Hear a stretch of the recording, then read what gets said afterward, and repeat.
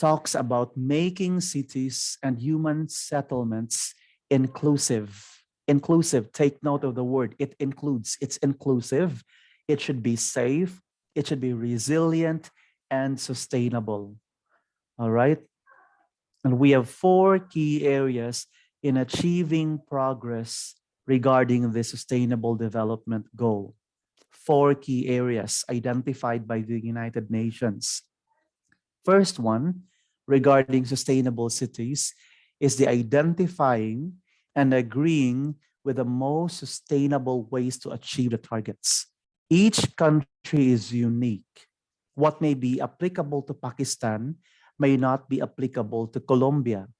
What may be applicable to Colombia may not be applicable to New Zealand, applicable for Fiji, because each country can identify with what targets or goals or activities that they need to have. But in this case here, we need to determine what activities should cease, okay, should be stopped, and which ones, which activity, okay, does this country need more buildings? Does this country need more public schools or public hospitals or bridges or what? That's another thing that we need to bear in mind, because we are talking about cities and communities that can be sustained. Okay, I'm trying to check the time as well because I don't like to go beyond the time. There are still other speakers. Next one, the second key area identified by the UN pertaining to Sustainable Development Goal number 11 is building appropriate capacity and skills. What does this mean? It means there must be a usage of technological expertise. Take note, technological expertise. Pakistan has good technology, same with India, okay? Technological expertise to help build capacity of building owners to deliver solutions. Solutions are what we are after, okay? To improve energy efficiency. Now, it won't always be like this. The population is booming. The population grows fast.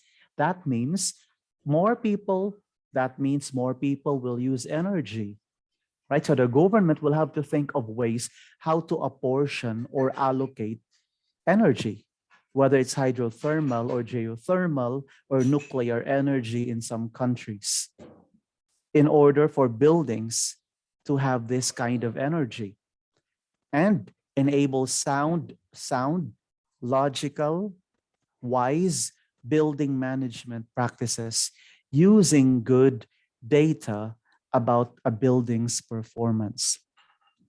So the infrastructures here, the buildings, the bridges, the roads, the hospitals, the schools, the parks, name them. All of these must actually help a city be sustained. To be sustained means to prolong its life.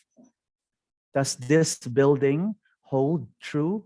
Does the capacity and the strength and duration of this building reach 50 years or 40 years or 10 years only? These are some considerations that people in the government and the private sector need to think of.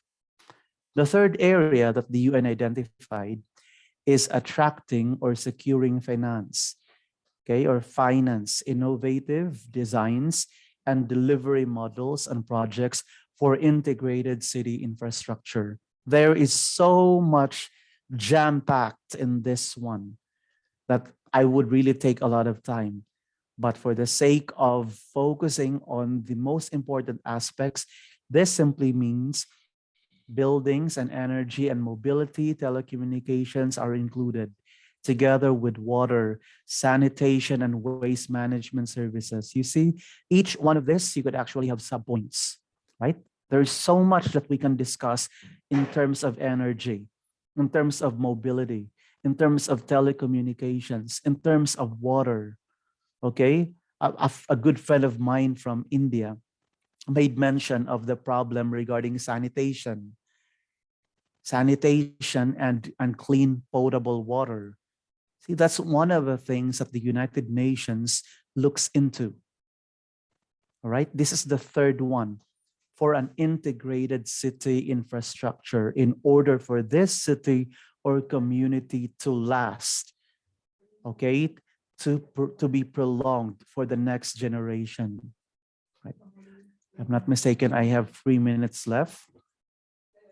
Next, the last key area is ensuring practical processes for multi-stakeholder engagement.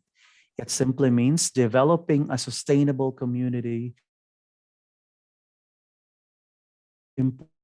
stakeholders through a common and neutral platform to jointly, see, they analyze together, jointly analyze, discuss, and act on urban functionality, resilience, how to be strong in terms of problems or disasters, and sustainable development. So there are many stakeholders, right? The government is a stakeholder. The citizens are stakeholders. The private sectors are stakeholders. The youth are actually stakeholders, especially youth, young leaders. They are stakeholders. All of these things. Why? Because if a country undergoes certain issues and disasters, then it is important that there is a disaster management that is resilient enough for the country to survive. Okay?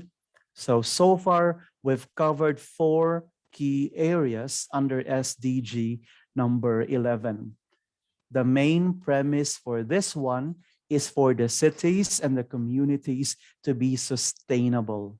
As I said, the family is the basic social unit in any society.